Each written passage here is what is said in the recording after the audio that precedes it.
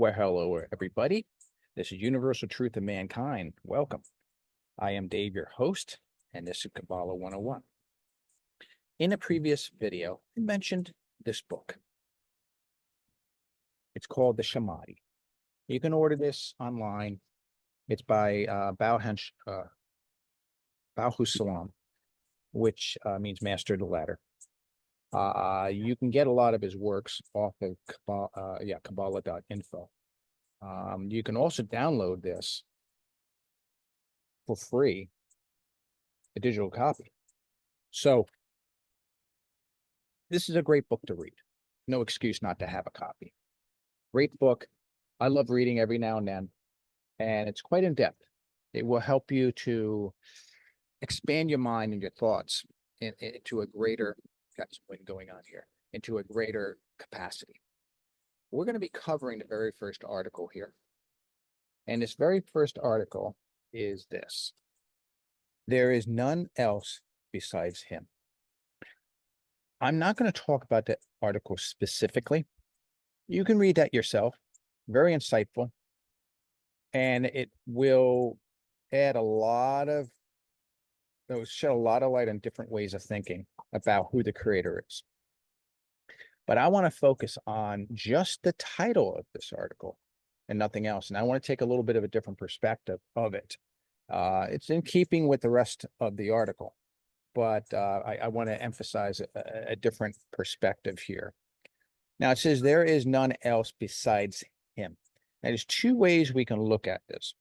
Number one, we can say, okay, the creator outside of creation. There's none other. Well, what would this mean if that's what it was talking about? It would mean that the creator is sovereign. The creator is it. There is nothing else. There's nothing to contend with it. There's nothing to oppose it. There is only him. However, because we use the word him in this, we're talking about within creation.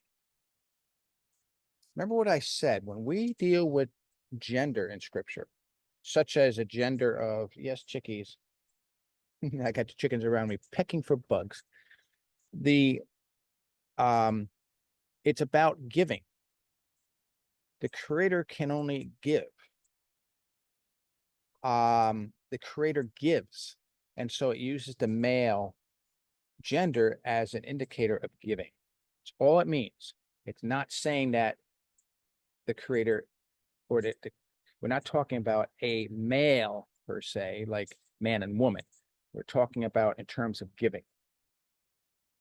Same thing with female is the reverse, meaning receiving. So all it's saying. So we're not really talking about gender here. So what is the deal? There is none else besides him. Well, even within creation, because since the creator is it, then even within creation, the creator is it. There is nothing else to contend. So when we see people doing the wrong thing, making wrong decisions, bad decisions, or even right decisions, or good decisions, that's a choice we make. Those are the choices that we've been given permission to make. Because him is in total control. There's nothing outside of his control. Since he's giving permission. He's giving circumstances. He's given freedom of choice up to a point. So the him here is speaking of within creation. Now we have this concept of a devil, and somehow the devil can contend with God. That's not within the Torah. It's not within the Tanakh, which is called the Old Testament. But there's another book that's been added to it, another series of books, 27, I believe it is, that's been used as, and I don't even agree that's what it says, has been used as a means to say the devil is contending with God, and God finally won over the devil. Well, this is saying there is no devil. Everything's squarely in our lap. It's up to us to make the right decisions or the bad decisions. We have no one to blame but ourselves. Now, we could take this a step further and say, well, who are we then if God only exists?